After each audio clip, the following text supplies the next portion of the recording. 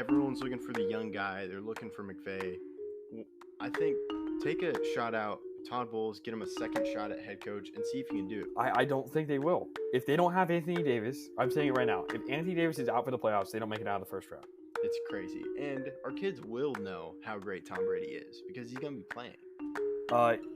Yes, it is 15.0%. That's what the Yankees brought Garrett Cole to do. He was a 6th-round pick. This is a fairy tale story that's being written in front of our eyes. People like to call them their JV team, and they just stole one of their better players. They didn't struggle against the Padres. The Padres didn't really put up a fight in most of the games. Jerry Jones, hope you're listening. Hi, I'm Landon Bowe, and you're listening to Outsiders Opinions with Kevin and Austin. What's up, y'all? Welcome to our NHL Opinions of the Week. I am Kevin, and I am once again, we're talking about the NHL playoffs, and a man that doesn't really have to worry about his seeding in the NHL playoffs, Austin. A little bit. I'm not worried. I just would like. I know there's a whole thing about the President's Trophy and all that stuff, but I would like getting a 1 seed. I know the Stars for you also have a chance of getting the 1 seed. There's an advantage to that, but I'm not worried about missing the playoffs like a lot of these teams we're going to be talking about today. It is still so close. We are recording on 4/10, and the Capitals through Flyers are all within 2 points of each other. We'll also be talking about the Islanders, who are third in the Metropolitan. The Red Wings are at 84 points, but they could not get that third spot in the Metropolitan, but the Capitals, Penguins, and Flyers could. Where do you really want to start? I'm fine starting anywhere. Let's go Metropolitan because it is so close between the Red Wings, Penguins, Capitals, and the Islanders are a little bit far ahead. However, the Red Wings, as you mentioned, can't get that Metropolitan spot. So I believe it is the Capitals, Penguins, or Flyers or Islanders could win it. Okay. I feel like the Islanders are pretty set, I think. Yeah, they've won 5 straight games. They're playing extremely confident. They're good. The one thing I will say of all those teams, I believe the Islanders, the first tiebreaker, I believe, is regulation wins. Or is it head-to-head record? You would know more than me. I will make sure. I think it's actually head-to-head record. Okay. Oh, no. If 2 or more teams are tied in points during the regulation wins. Yeah, so if that's what I thought it was. So if the teams are all tied, it will be the Penguins who get that division, because they have the most regulation wins. Okay, all right. Which is we talked about this before recording, but I'd like to say this here just in case you guys are a little bit confused. But the Jets and Avalanche are really close. The Jets have one more regulation win than the Avalanche, so they have the tiebreaker there. But I think the Islanders will end up winning this spot, getting the 3rd seed, which is huge because I mean, it's playing the Hurricanes or playing the Rangers. I would rather play the Hurricanes. I think they're a better matchup for a team like the Islanders, a team that they played. I think they played the Hurricanes last year in the playoffs. I would second that. Say again? I would second that. I believe they have played each other I believe they did play each other in the playoffs last year. I'm pretty Or was sure. it the Rangers? They played both New York teams. Because I thought the Hurricanes played the Rangers. They played the Islanders. It was Hurricanes-Islanders last year. Yeah, okay. That's what it was. So that'll be a matchup, but I still would rather play that. And then for the last wildcard spot between those 4 teams, it's really close. The Flyers have lost their last 3 games. They're on a big rut. They're, Kevin, 1-6-3 in their last 10 games. That means 1 win, 6 losses, 3 overtime or shootout losses in their last 10 games. That is,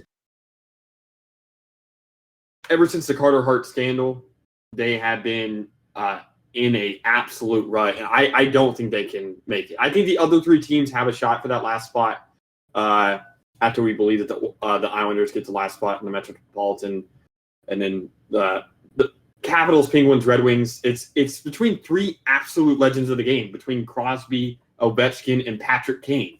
3 former Hart winners, 3 of the best players of their generation. Obviously, it's a new generation now, even though that those players are still playing extremely well.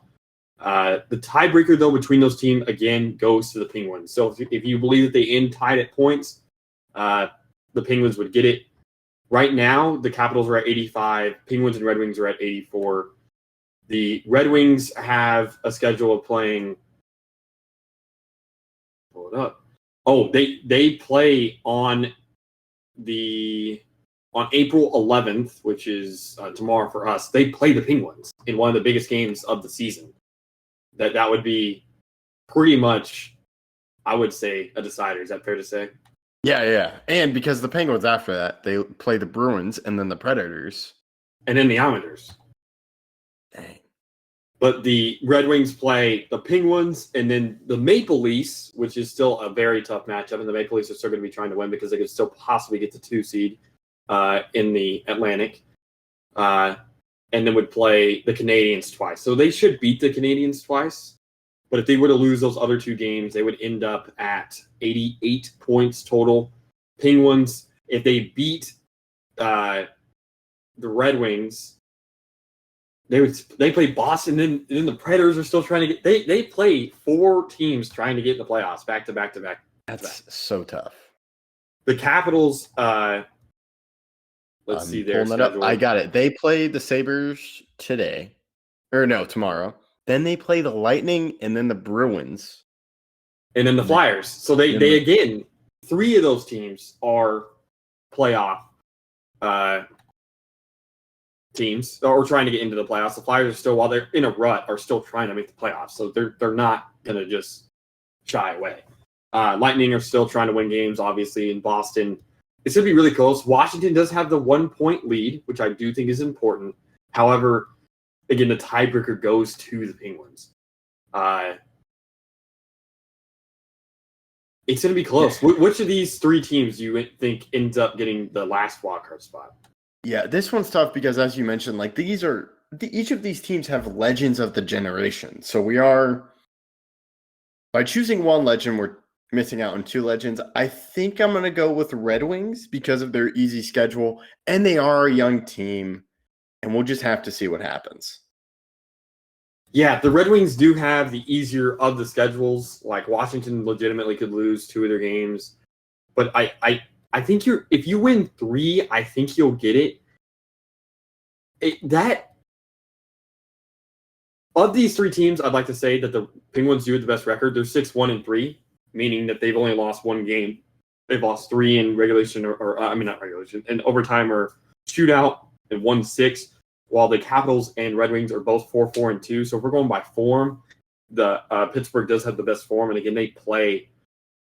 I will say is it fair to say that I guess not because of how easy the Red Wings schedule is. I will say Pittsburgh is out almost certainly if they end up losing to the Red Wings. Yeah. And there's just not a lot they could do. And the Capitals have a tough one. Like, you got to face the Lightning. I will say that the Penguins do have 3 home games. They play Red Wings at home, Boston at home, and Nashville at home. And maybe the Islanders have clinched their spot in the playoffs. Like, they can't go up or down by the time the last game of the season rolls around, but that game is in New York. So I could see Washington doing it because they would just have to win 2, and they would have 89 points. And if they had 89 points, Pittsburgh or Detroit would have to win 3 games. So Pittsburgh would have to beat, let's say, Red Wings, Predators, and Islanders, or Detroit would have to be. Detroit would have a serious chance if they beat the Penguins. But again, that game is in Pittsburgh.